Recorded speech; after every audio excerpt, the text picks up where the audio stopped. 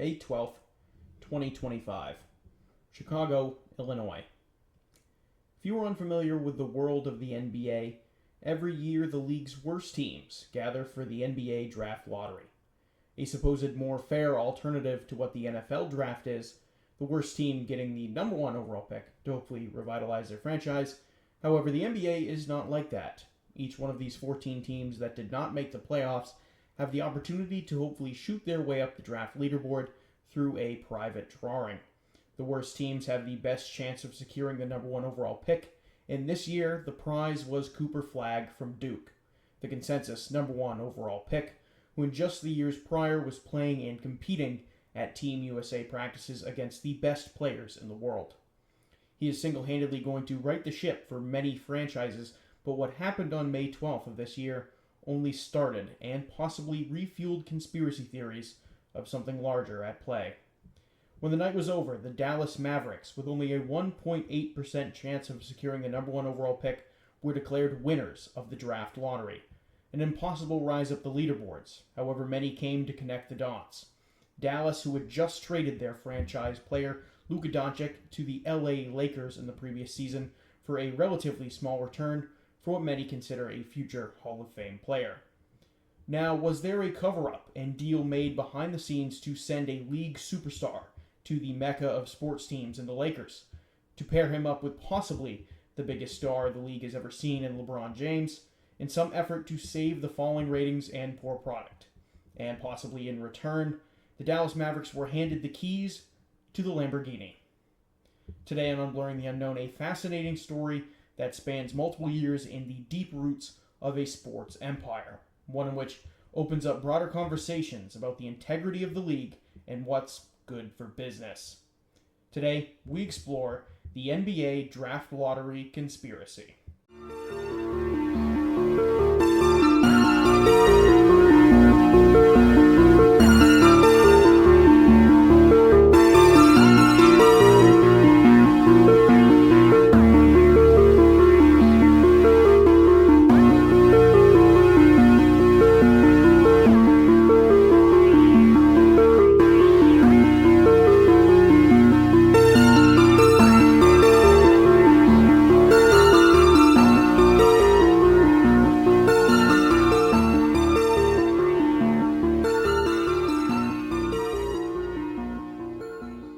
Welcome back to Unblurring the Unknown. As always, I am your host, Dominic. And if you are listening to this on YouTube and you like this content, and maybe this is your first time checking out my content, please like, comment, subscribe.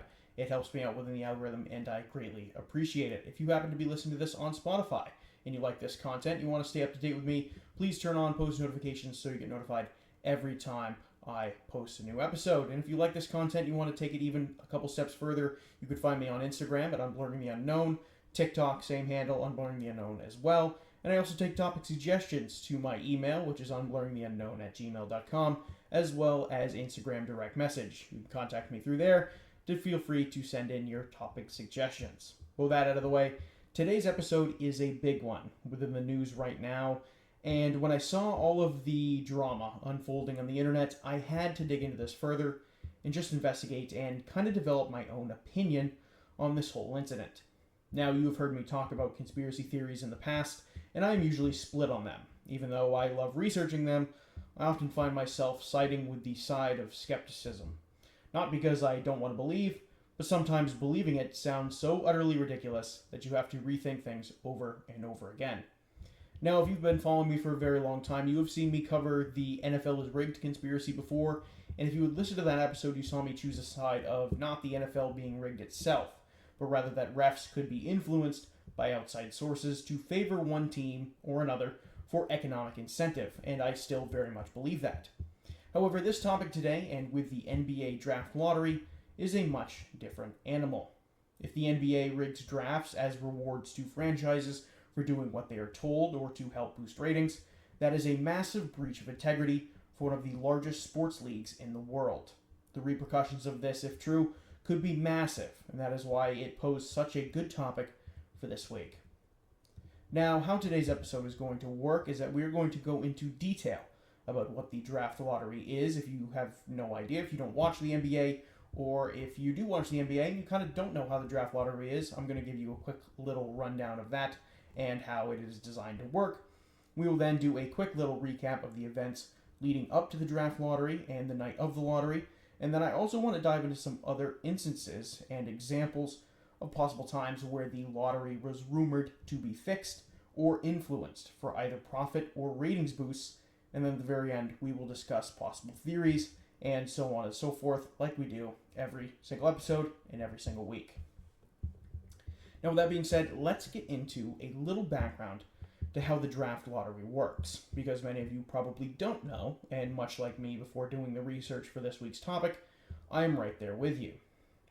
The NBA draft lottery is a system that determines the first 14 selections in the NBA draft. Selections are determined through a ball drawing system where lower achieving teams have higher odds to win higher picks.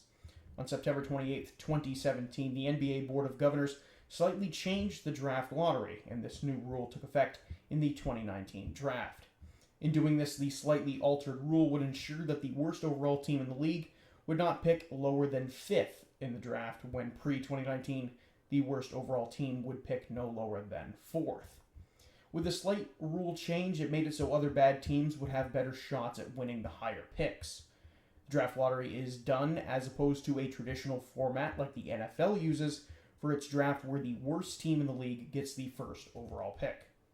It is widely regarded that the lottery is a more fair way to do the draft, as it helps prevent teams from tanking. AKA, and if you're not familiar with what tanking is, it means basically losing games, whether intentionally or not, to get their team a better draft pick. Now, the NHL, the National Hockey League, also incorporates a similar draft lottery format for their league as well. Now, the top 3 worst teams in the NBA would each have a 14% chance to win the first overall pick, followed by other teams who did not play up to expectations that season. However, some debate has persisted that these new rules, being updated in 2017 and taking effect in 2019, now make it harder for the worst teams to actually win the first overall pick, with the percentages now spread out more, and that makes sense, but I guess my opinion on that is a little bit indifferent. Now, unlike the NHL, who does do their draft drawing on live television, the NBA does something different. Now, during the NBA draft lottery's inception, they did draw the numbers live on television, but it is not done like that anymore. The lottery is done off screen in a separate room to the stage, and when the drawing is finished, that is when they then open the envelopes and declare who won what pick. Now, that in and of itself makes people curious, because now that something is not happening in front of the eyes of the viewers and right in front of the viewers' faces, it makes claims such as that this whole process being rigged a lot easier to say and a lot easier to make opinions on, because we, the viewers, did not see the drawing. Now, of course, there is an extreme amount of probability that goes into the drawing of the ping pong balls within the lottery. However, to counter the conspiracy theorists, perhaps, is that the NBA admits a select number of media members to be present inside of the room in which the drawing is taking place. Now, this would mean that these members of the media would have to sign NDAs saying that if, in fact, this whole process is predetermined, that there is no way to make it out to the public. Now, that is kind of like a opinion of mine as well. If you like to think that this whole process is rigged, that the media members who were inside that room would have to sign NDAs to not disclose that the process is rigged. Now, of course, that might seem like a long shot, but crazier things have been found out to be true before. However, that is, of course, if you believe that this whole process is rigged. And, of course, I will come back to that at the very end in theories. Now, some people within media outlets, most notably ESPN and ESPN insider Tim Bontemps, quickly rushed to social media following the accusations being made that the 2025 NBA draft was rigged. Bontemps stated that he had been in the room when the balls were pulled and that there was no rigging it. However, Bontemps did not clarify that whether or not he was in this particular room during this draft, or if that he had been in the room before at other drafts where the ping pong balls were drawn and that there was no rigging it. Now, like I said, he did not clarify whether or not he was in this room in particular, what room he was in. However, The official list of media members that was published by the NBA who had access to this room was posted to social media, and it was posted by NBA's official public relations account. In that list of media members did not have Tim Bontemps on the list for the 2025 NBA Draft Lottery. Now, it could be that perhaps he was in the room and just not included on the list. However, this does raise an eyebrow. Now, while Bontemps claimed this, he also chimed in on the rules of the drawing possibly being unfair, as the Mavericks, who won the first overall pick, and the Spurs, who won the second, are in much better situations than the teams below them, and they made massive climbs up the leaderboard as opposed to the bottom feeder teams below them. But now that we have this idea of how the draft lottery works and kind of the events a little of that night, we need to set the stage of what took place before the draft lottery, and arguably what many people point back to as the start of this whole conspiracy. However, let's first establish some context. The NBA's viewership has seen a decline in recent seasons for a combination of factors. Of course, some people like to claim that it is one over the other, but if you explore this issue throughout social media, viewers of the NBA have established why they have stopped watching the product or aren't as engaged in it as much as they used to be. Many people have started to drop cable, as of the rise of streaming has affected that. However, many people cannot watch their local teams on streaming platforms the NBA is broadcasting through due to blackouts from local media companies who are broadcasting on cable. If you were a diehard fan, you could be paying for cable to watch nationally televised games, paying for a streaming service to watch out-of-market games, and either have a subscription to a local service to watch the games in your area. You could possibly be paying 2 to 3 subscriptions, if not more, if you want to follow the league in its entirety. And when you add it up, that could be over $100 a month, and that is too much and extremely excessive. However, the NBA is not the only ones to do this. You also see the MLB doing this as well, and a lot of people have complained about that as well with these blackouts and out-of-market games and things like that that are not being included within a MLB network subscription. You see the same thing with the NHL as well. And this has also led to declining viewership rates in pretty much all major sports groups because of, I guess, greed. There's no other way to describe it other than just greed, corporate greed of milking people for every dollar they're worth because they want to watch sports. That is no way okay, and I don't condone that whatsoever. However, that seems to be the normal in today's day and age and in today's sporting world. Now, this drop in ratings that the NBA is experiencing is not significant, but when you are a billion-dollar enterprise and you went down roughly 5% in viewership in 2023 to 2024 and are down only 2% this following season in 2024 through 2025, we are talking about significant amounts of money. 5% and 2% don't sound like a whole lot, but again, when you are making money hand over fist and you are going down in ratings, that is still very much cause for concern. However, like I mentioned, the NBA is not the only one with this problem. Other sports leagues are facing the same lowered ratings as well. Now, a big chunk of how the NBA was able to salvage viewership numbers this past season, as opposed to the season before, was through broadcasting 5 Christmas Day games, as opposed to the previous 2 games they broadcasted in years prior. Others point out that the NBA product as a whole and the league has shifted to a majority 3-point shot league, and that lends it to be very dry and almost teams going shot for shot back and forth, as opposed to crippling defense and good basketball IQ, that you could argue that fans enjoy seeing. Don't get me wrong, I love a good timely 3-pointer in a big clutch time situation, but if the teams are just going back and forth for shot and shot, and they're missing over and over again, don't get me wrong, it makes it very dry, it kind of gets hard to watch at that point, and I kind of become tuned out. And of course, that is my own opinion as a common but not die-hard fan of the NBA, and I feel like I might represent a majority of the consumer base. Another contributor to the issue of the NBA's declining ratings, and some people like to cling to this, and I kind of believe this as well, is the issue of load management. Now, if you don't know what load management is, it is when these superstars within the league take rest days when not injured and hurt. Now, on the surface, that seems okay, but this isn't baseball. These players aren't playing every day, playing a majority non-contact sport, as, of course, contacts involves fouls and things like that. And the biggest injury concerns within the league seem to be non-contact issues when awkward falls and movements cause broken bones, torn ACLs, and torn Achilles. Now, think about that for a second. The NBA, like I mentioned, is not a majority contact league. Many fans and, I guess, viewers from outside of the fan base, maybe people who tune in for a game or two a year, see people take a routine foul, they flop around on the ground, and they stay there for 30 to 45 seconds. This is not a good view. A majority of people think that that's soft and that's not okay. And you see baseball players, hockey players, you see baseball players get drilled in the face, and then they get up and they get stitched up, and then you see them back out in the dugout walking around chatting with their teammates. That's pretty friggin' tough if you ask me, and you see the same thing within the NHL. And the NHL still allows fighting, and you're getting checked in the boards, and people are getting checked in the back, down to the ice, things like that. And the NHL players are getting paid significantly less for more bodily injury, arguably, no matter, I guess, depending on which side you want to take on that argument.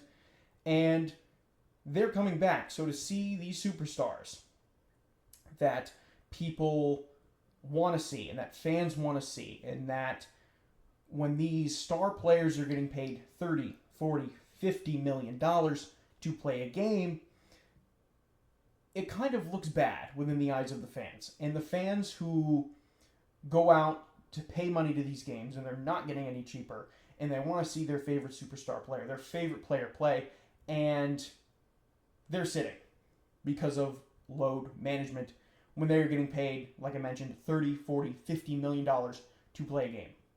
Fans travel long distances to see these stars of the game, and they travel long distances to see them play, only to find out that they are resting while making millions and millions. The fans look at it as unfair, and I understand their frustration, and many fans can't stand it. And this leads to some distaste and animosity from the fans who watch this product and spend money on tickets and merchandise. So overall, fans have been disappointed with the product due to a variety of issues, and many attribute this to the steady decline in the NBA's ratings. However, that now brings us to this present season, and what kind of kicked off this whole current conspiracy. Of course, the idea that the NBA draft lottery is rigged is not a new conspiracy, but this is kind of the events leading up to what has reignited the conspiracy. The Dallas Mavericks and their superstar Luka Doncic were at an impasse with Luka's conditioning in the season so far. It had not led to a great season up to that point because just the year prior, the Mavericks had gone to the NBA Finals just to lose to the Boston Celtics. So ideally, you were looking for a fairly similar year in terms of hopes and playoff aspirations. Luka had been hurt after a re-injury to a calf strain he suffered the previous season, and he came back to play, but that injury came back into play this present season. In addition to this, Luka gained a dozen pounds since the previous season, and Mavs general manager Nico Harrison called into question his conditioning and diet. Now, overall, you would think that this would not lead to a blow-up of the team, and that's where you would be wrong. On the late hours of February 1st, 2025, a three-team trade began to materialize with the Mavericks, the Utah Jazz, and perhaps the largest franchise in the league, the Los Angeles Lakers.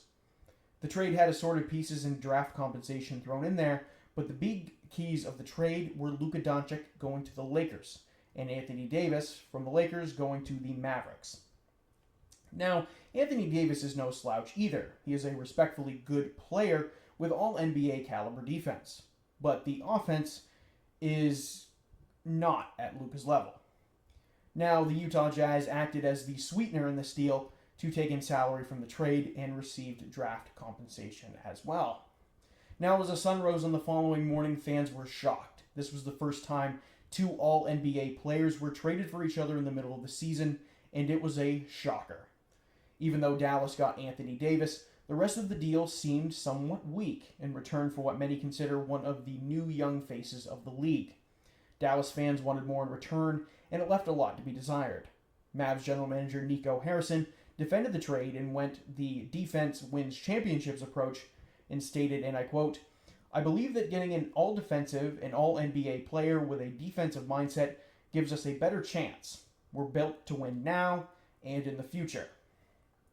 Now, this statement, of course, would be called further into question when Anthony Davis himself would get hurt barely a week into his tenure with the Mavs and would be sidelined for the rest of the year.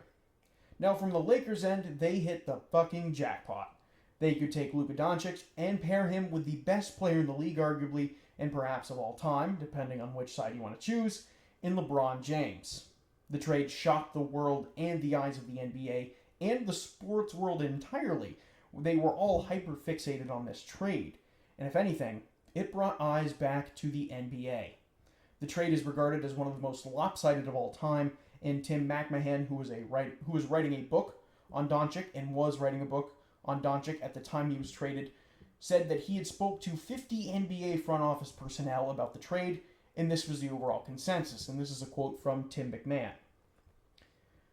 Many told him you cannot trade a generational talent like Doncic at 25 years old unless a guy puts a gun to your head and wants his way out. Yikes. Now, it is rumored that Doncic was offered to other teams as well. However, that remains mostly speculatory, and that Rob Pelinka, GM of the Lakers, was approached personally by Nico Harrison for the trade, as they had a long-standing friendship dating back to 2003. Sending Luka to the Lakers was huge. They became a favorite to win the NBA championship, and even though they got eliminated in the playoffs, anything with the Lakers involved is good for business. They're easily one of the most recognizable and oldest names in sports, perhaps behind the Red Sox, Yankees, Dodgers, and Celtics. Now, this trade would start the rumor mill, but not nearly as much until after the draft lottery. When the smoke settled after the draft lottery and Dallas was awarded the first overall pick, many jumped to social media to claim outrage that this whole process was rigged. That Nico Harrison, Rob Pelinka, and Adam Silver, the commissioner of the NBA, had come together to find an excuse to trade one of the league's biggest superstars to the biggest market to help save falling ratings. Now, on the surface, it kind of makes sense if you want to believe it.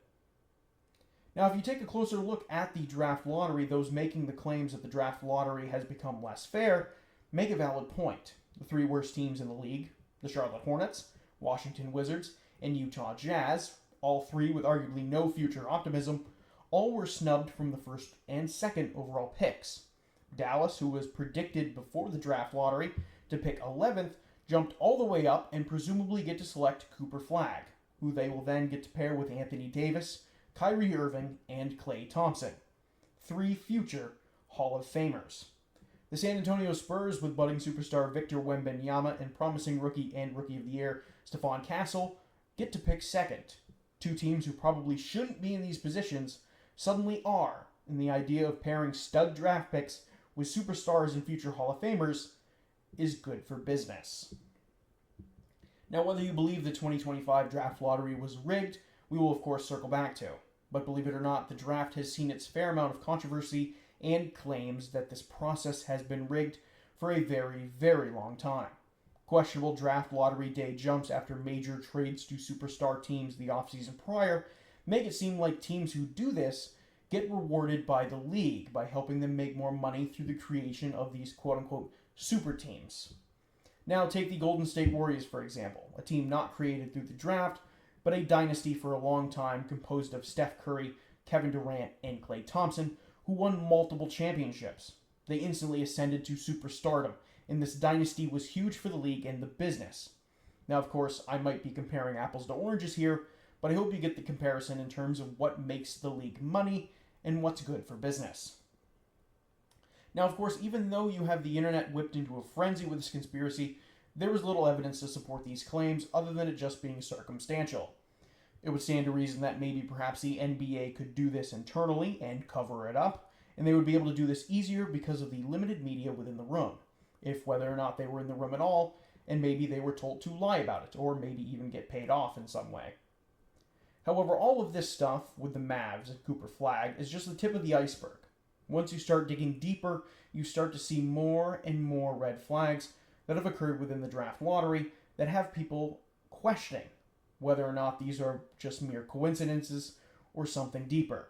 Now, for us to do this, we need to jump around some years here and bounce all the way back to 1985. Back in 1985, this was when the first ever draft lottery would take place, and the drama that starts here is with Patrick Ewing, the projected number one overall pick, and the New York Knicks. The former and then commissioner David Stern was a hometown boy of New York and loved himself as the Knicks, and during this time, the Knicks hadn't really been competitive for the better part of a decade, and during the draft lottery, it would be beneficial to give such a large market, such as the Knicks, the first overall pick, and pair the foreseeable superstar in Patrick Ewing with the other face of the league during that time, a player named Michael Jordan. Now, the drawing was done on live television through a hopper system with envelopes inside of the hopper. However, when the Knicks' name was called as the recipient of the first overall pick, many people theorized that this was set up by Stern and the NBA to help the Knicks get back into the championship field. Rumors spread that the envelope containing the Knicks logo was frozen beforehand, allowing the paper to get wet and Stern to grab the envelope and be able to make out the logo and distinguish it better from the rest so that he could choose the recipient of the first overall pick. Another theory proposed an inside job conducted by the accounting firm Ernst & Winnie, who helped set up the lottery and maintain its integrity, that they rigged it by taking the Knicks envelope and causing a crease in the corner of the envelope to help Stern identify it better. To add fuel to maybe this whole fire, the then owners of the Knicks, Gulf and Western, a large business conglomerate, used Ernst & Winnie as their accountants. Now Ernst & Winnie is now known as Ernst & Young, and they still help with the draft to this day. With that out of the way, in 1985, we will now jump all the way to 2003. Hometown Ohio born and raised high school phenom LeBron James, the clear-cut number one pick, would reignite the conspiracy fuel when the Cleveland Cavaliers, a bottom-feeder team within the NBA for years and years, would win the draft lottery and have the opportunity to select him, in which they did. Keeping LeBron home would be advantageous for the league, and a fantastic story. However, the Cavs were an awful, awful team, and because of that, they had a 22% chance of getting the first overall pick. While many claim conspiracy to get LeBron to his hometown team, the odds prove that maybe this was just a coincidence rather than some great cover-up, but it certainly would be possible. Recently, however, LeBron has added fuel to the draft lottery conspiracy fire by making a statement on the Pat McAfee show, during which he commented on the lottery conspiracy when asked, and he stated, and I quote, "During the ball drop, the lottery drop, Cleveland got the number one pick." He continued and said, "I just don't think that. What a coincidence. Let's keep LeBron home. Patrick Ewing to the Knicks. Derrick Rose to the Bulls. I understand the assignment. I had to make sure that I had to do my part." Whether or not LeBron James was doing this as some type of trolling effort remains unclear.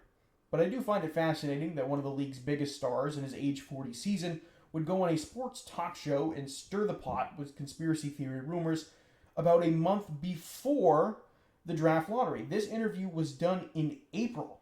This was about a month before the draft of this current year, 2025. So that LeBron makes this statement, and then a month later, perhaps again, a huge conspiracy erupts with the Dallas Mavericks and Cooper Flag in this whole Luka Doncic trade. This whole situation with LeBron is very interesting, and we will come back and mention it again. And it kind of also makes us wonder that perhaps LeBron knows something that us as a consumer base does not, considering he's been in the league for so many years and he's seen so much success. Fast forward and jump to 2008. And a few years later, 5 years to be exact, in 2008, the Chicago Bulls made a tremendous leap up the draft lottery boards with just a 1.7% chance to win the first overall pick. And they did, and they won the rights to draft Chicago native Derrick Rose. At this point, the Bulls were desperate for their next star post-Michael Jordan and had never found it. Until now. Derrick Rose brought instant success to Chicago, and the convenient nature of it all had seemed too good to be true. Again, like I just mentioned, LeBron James himself believes that this was more than just a coincidence. Now, this next little tidbit of what people like to talk about with the NBA draft lottery and this whole rigged conspiracy is a sequence of events that take place from 2011 to 2014. In 2011, the Cleveland Cavaliers were reeling after LeBron James would leave in free agency. That 2011 draft lottery saw them with 2 high draft picks, their own and one that they acquired from the Clippers. The Clippers pick with a measly 2% chance to be the first overall, and the Cleveland Cavaliers' own pick with a 15.6% chance to be the first overall pick. The Cavs seemingly got lucky with the Clippers pick, as that was the pick that won the first overall selection, and the Cavs won the rights to draft Kyrie Irving. Many fans viewed this as compensation for LeBron leaving and going to Miami and joining forces with the Stars down on South Beach at the time. Fast forward another few years, Cleveland seemingly won 3 out of the last 4 first overall selections, and one first overall pick being packaged together to acquire Kevin Love at the time. All of these moves seemed random, until it was time for LeBron to make another free agency decision, and he would return back to the Cavaliers. Many fans point out that the league acknowledged LeBron's superstar status and his face of the league status, and once LeBron had won a championship in Miami, the best story would be returning LeBron back home to Cleveland to win a championship and awarding the Cavs multiple first overall selections, would drastically improve the team and help the Ohio native LeBron James bring a ship to the city. It would have been a great story and a profitable one too, and believe it or not, James did do that in 2016 while in Cleveland. In 2012, the New Orleans Hornets, at the time owned by the league, as there was a transition of ownership for the franchise, would win the first overall pick with a 13.7% chance to win it and earn the right to draft Anthony Davis, who at the time was the clear-cut first overall pick. Many questioned the Hornets winning this draft, as Davis now being on the Hornets made the team much more appealing to potential buyers than they were without Davis. It would make sense from a profit and league standpoint to award the franchise a star, and in return, find a buyer and increase the amount that the NBA could get for the team's sale.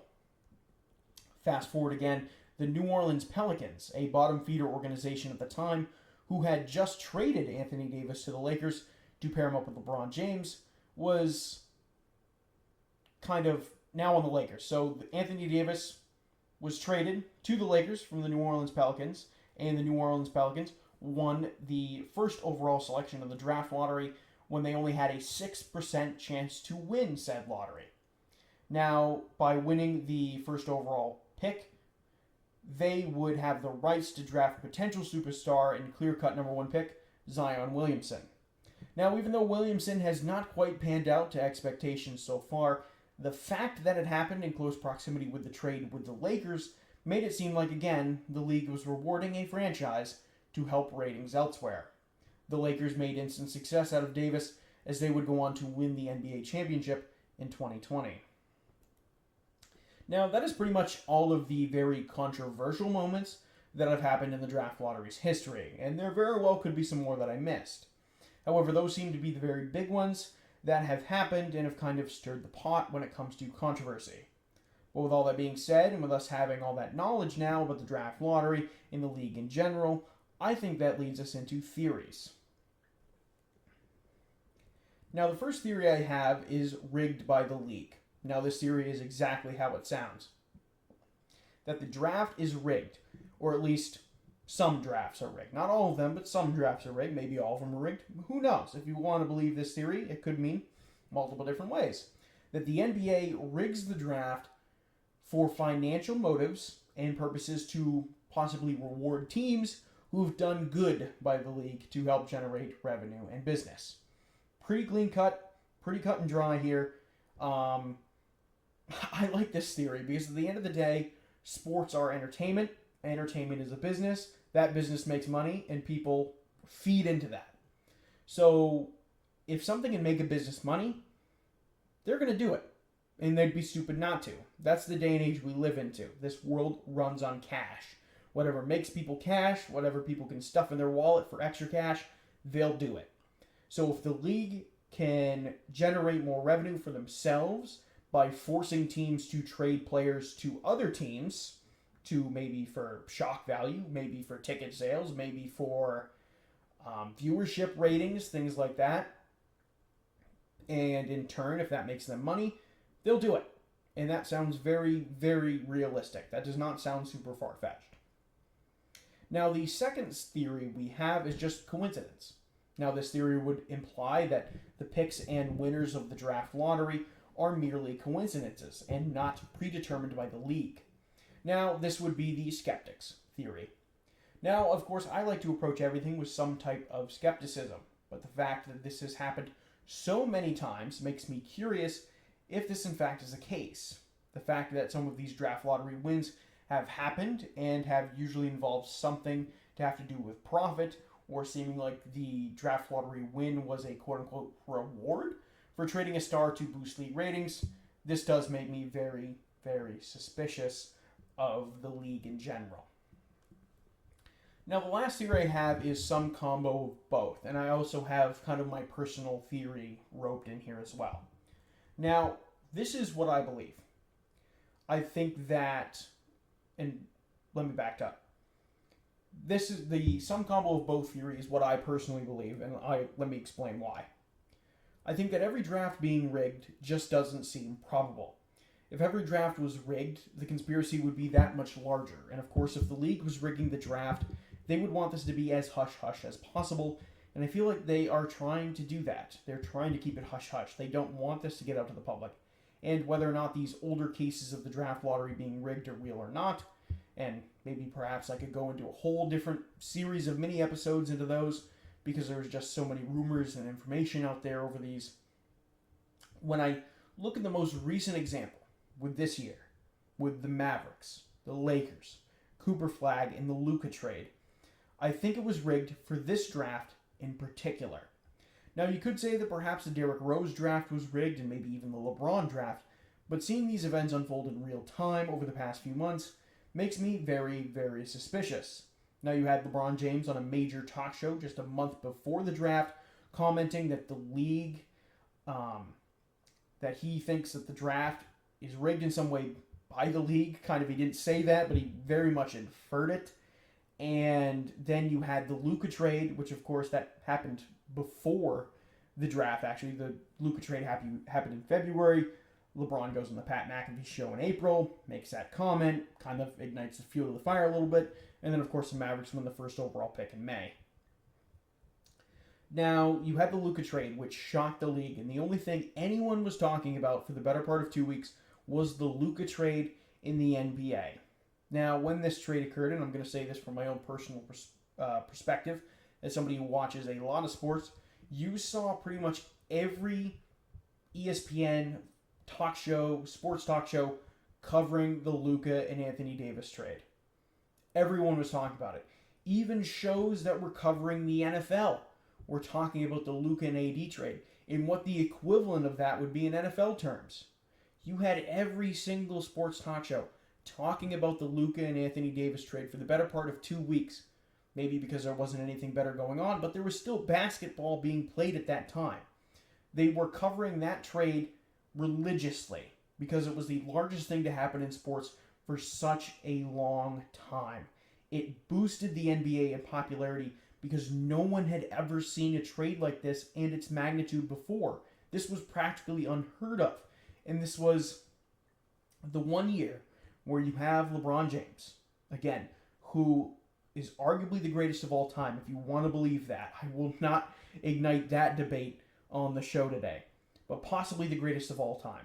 You have LeBron in the largest sports market possibly in the country in Los Angeles, with a good team in a possible position to make a deep playoff run, so you stage a trade with the Mavericks to send one of the league's biggest stars to the Lakers to help get LeBron another championship and possibly firmly put him in the GOAT conversation and firmly make LeBron James the GOAT if he wins another championship at age 40.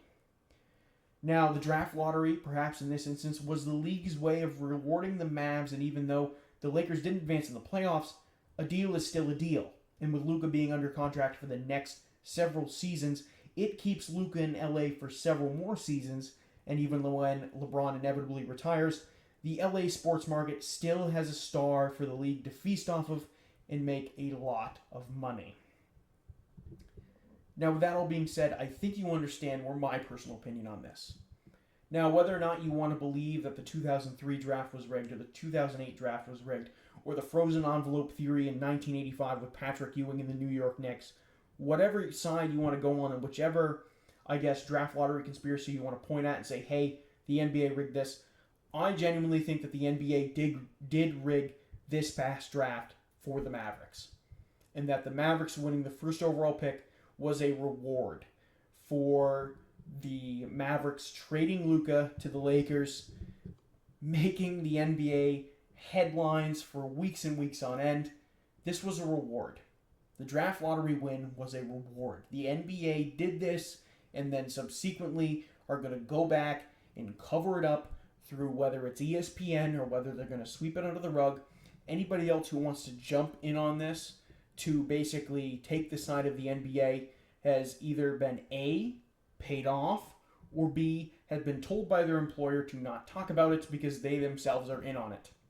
That would include anybody at ESPN who was there in that room that day that watched the balls come out of the, I guess, pinball machine? Is it a pinball machine? What is one of those little rolly thingies? Is it in one of those rolly thingies, like at bingo halls where they take the numbers out? Maybe they use that. Maybe they don't. I don't really know. But all of those media personnel that was in that room, they were either, again, paid off or told by their employers to not talk about this. And that this was pretty much rigged, but not rigged. They did not tell that to their face, because of course they wouldn't say that to their face. In regards to ESPN, possibly the biggest sports media company on the planet, they would be contacted by the league in this hypothetical scenario to pretty much say, hey, this is going to happen. Please just make sure that this is not talked about, that this does not get out, things of that nature. Or maybe even the conspiracy is even in a smaller window. Perhaps only certain members of the league's top front office knew about this. Maybe it was Adam Silver and a select few number of people within the commissioner's office that knew that this whole thing was rigged, in that they had found some way to rig the draft to reward the Mavericks the first overall pick. I'm not sure how they did it, but I firmly believe they did it. That this was a reward to the Mavericks to send Luka to Los Angeles. It, again, pairs him up with LeBron James. If LeBron James decides to come back next year, more than likely. If LeBron James decides to come back the year after that, which more than likely at the rate that he's playing and still the peak level of performance that he's playing at 40 years old. And then it also ensures that Los Angeles has a star post LeBron James. Of course, you have that uncertainty. If LeBron James plays for 2 more years, then the biggest sports market in the country, like I've mentioned, doesn't have a superstar. This ensures that there is a superstar long-term for the Lakers in the post-LeBron era, which is probably going to be fairly soon. Now again, feel free to leave your own personal comments in the comment section about what your personal thought is, what your own personal theory is on this. I think I've talked to you a lot about the NBA. I don't usually watch the NBA that often, but doing this research has kind of it let me in a lot more into the NBA, and I learned a lot more about the NBA and the draft lottery itself than I did beforehand. So I'm actually kind of grateful that I did this research because it does give me a broader understanding of how this all works. With that being said, like I mentioned, feel free to send me your own thoughts, your own theories, throw them down in the comment section. Feel free to email them to me as well, and I do reply to them. I try and be in touch with the comments as much as humanly possible. If you leave me one on YouTube, I usually either always like it or I comment right back with my own personal either rebuttal or comment. So feel free to reach me out there. But with that being said, what do you believe? What do you believe about the NBA draft lottery? Do you think it's rigged? Do you not think it's rigged? Do you think this whole thing is a coincidence? Who knows? We might not ever know, but I think that this is a very current topic, and it inspired me this week, and I really went off on a limb, and I went deep into the annals of sports, and it was fun. It was fun and different for me, and I hope you all enjoyed it.